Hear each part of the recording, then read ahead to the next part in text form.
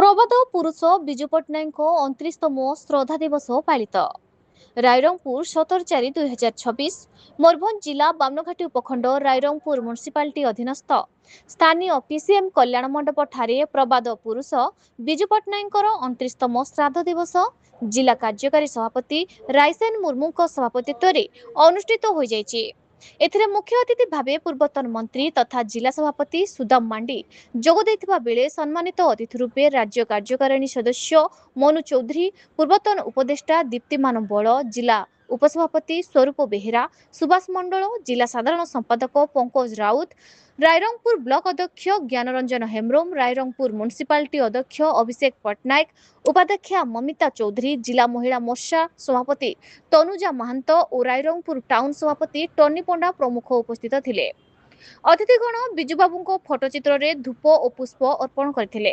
सभा प्रारंभ पूर्व विजुप्रेमी भाई भौणी गण श्री जगन्नाथ मंदिर जाई विजुबाबू उद्देश्य रे खड़खाई नदी कूल तत्पर करबा परे श्री जगन्नाथ ठारे दीप प्रज्वलन और श्रद्धा नमून अर्पण करथिले।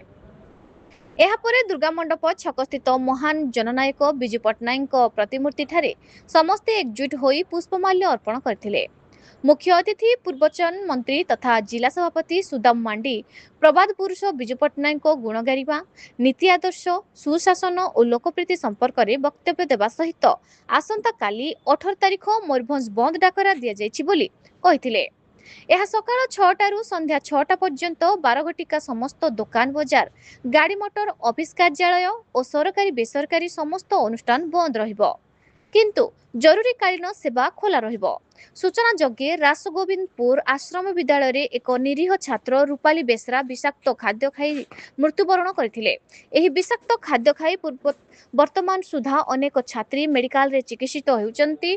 मुक्ता छात्री परिवार को 50 लाख सहायता राशि प्रदान दाबी जणाइथिले। मयूरभंज बंद डाकरार मुख्य उद्देश्य बोली सूचना देथिले। एथिसहित सम्मानित अतिथिगण महान जननायक विजु पट्टनायक उपरे सुचिंतित वक्तव्य प्रदान करथिले। उक्त बैठक में समस्त जिला परिषद सदस्य बामनघाटी उपखंडर समस्त ब्लॉक अध्यक्ष, रायरंगपुर म्युनिसिपालिटी समस्त काउंसिलर, विजु जनता दलर जिला कमिटी कर्मी तथा बहु संख्यार विजुप्रेमी भाई भौणी जोग देथिले। एथिरे जिला कार्यकारी सभापति रायसेन मुर्मू सभा परिचालना और धन्यवाद अर्पण करथिले।